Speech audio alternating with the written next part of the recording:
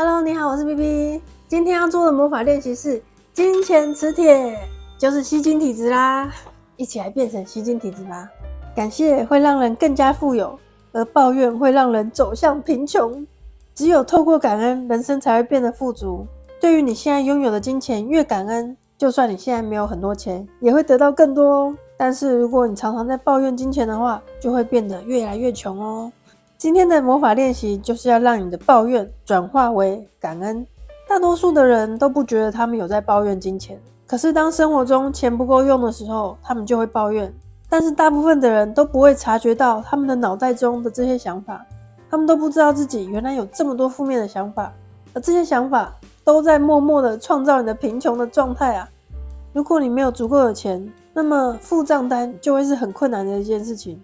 勉强的付账单不是感恩，你必须要真的去感恩这个账单，感谢你从别人的身上得到了什么产品或服务啊，像是电费、水费，这都是一种服务嘛。我们自己不用去制造一个发电厂，就有电可以用我们不需要去盖水塔，就有水可以用相比之下，我们付的真的是小钱，因为如果没有这些服务的话，我们要去哪里生出电来啊？就没有办法了。常常感谢这些产品或服务，还有账单，就可以让你成为金钱磁铁。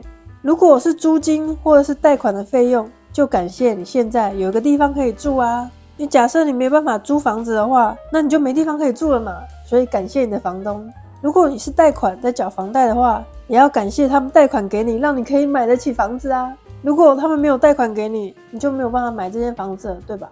如果你要付电话费或网络费，也要想一下，电话跟网络让我们生活多么方便啊，我们都没办法想象没有网络的生活，所以感谢它是很自然而然的事情吧。好好感谢网络业者，还有电信业者。Ronda 说啊，自从发现感恩的力量之后，每当我要付钱的时候，我都会在账单上面写下谢谢你，我已经付清了，而且每一张账单我都会写这句话哦。一开始我没有钱可以付账单的时候，我还是会用感恩的力量在账单上面写下感谢这些钱。当我有钱可以付的时候，我就会再写一句话，感谢你，我已经付清了。所以今天你也要把你还没有付清的账单拿出来，上面写感谢这笔钱。如果你现在是用电子账单的话，你可以把它转寄到自己的 email， 然后在主旨的地方写感谢这笔钱，或者是也可以用笔记本就直接写感谢我有这笔钱来缴电话费。对于已经付出的钱表达感恩的话，这些钱就会回到你的身上哦。有的时候会得到一样的金额，有的时候会用10倍的方法回到你身边。你得到的丰盛不是取决于你付出多少钱，而是你付出多少感恩，是那个能量在制造钱的，所以不是用表面功夫。有些人会想说，我捐款捐一大笔钱，那就会有更大笔的钱回到我身上了。可是如果你不是真心的想做这件事情，只是想要装作很慷慨的话，其实也没有办法。我们心里面的感恩力量，那个是没办法骗的，一定要打从内心有那个想法去做，会比较有效果。